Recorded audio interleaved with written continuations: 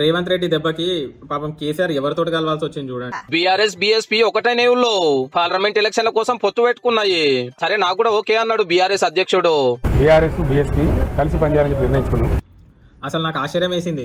అసలు కేసీఆర్ పవర్లో ఉన్నప్పుడు మొన్నటిదాకా ఎట్లా ఉండేవాడు, లాస్ట్ ఆఖరికి ఇప్పుడు బీఎస్పీతో కలవాల్సి వచ్చింది. అసలు బీఎస్పీ పార్టీ ఎక్కడ ఉందా తెలంగాణలో? ఆయన ఆర్ఎస్ ప్రవీణ్ అని ఆయన ఏదో కొంత ఎడ్యుకేటెడ్ పాపులేషన్కి ఆయన ఐడియా ఉన్నాడు, కానీ తెలంగాణలో 90% అసలు బీఎస్పీ పార్టీ ఏంటి, దాని గుర్తు ఏంటి, ఆర్ఎస్ ప్రవీణ్ ఎవరు అసలు అనే వాళ్ళు ఎవరికి తెలియకపోవచ్చు.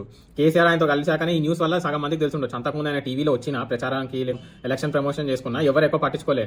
కానీ కేసీఆర్ ఆయనతో పొత్తు పెట్టుకున్నాడు అనేటప్పటికి ఆయన ఎవరనేది ఆయన కూడా గుర్తింపు వచ్చి ఉంటుంది. అసలు ఇప్పుడు బండ్లు ఓడలవ్వడం బళ్ళు అవ్వడం అంటే ఇదేనేమో. రూలింగ్ లో ఉన్నప్పుడు కేసీఆర్ సీఎం ఉన్నప్పుడు అసలు ఎవరన్నా పట్టించుకున్నాడు? ఎవరి దగ్గర కూడా రానిచ్చాడు కాదు. మినిస్టర్లను కూడా ఏదో అటు నుంచి గేట్ బయటకే పంపించిన సందర్భాలు కూడా ఉన్నాయి. అటువంటిది అసలు ఇప్పుడు ఈ సిచ్యువేషన్ కి బీఎస్పీతో కలవాల్సిన అవసరము ఎవరు తెచ్చారు? ఇకపోతే ఆర్ఎస్ ప్రవీణ్ ఈయన ఎందుకు ఐపీఎస్ జాబ్ మానేసి వచ్చి రాజకీయాల్లోకి వచ్చి కేసీఆర్ కి ఆపోజిట్ గా నిల్చొని మొన్న 3 నెలల ముందు దాకా కేసీఆర్ ని ఎన్ని మాటలు అనాలో అని అనేవాడు ప్రసంగాల్లో. మళ్ళీ వెంటనే ఇప్పుడు కేసీఆర్ ఎట్లా మంచోడు అయిపోయాడు 3 నెలల్లో?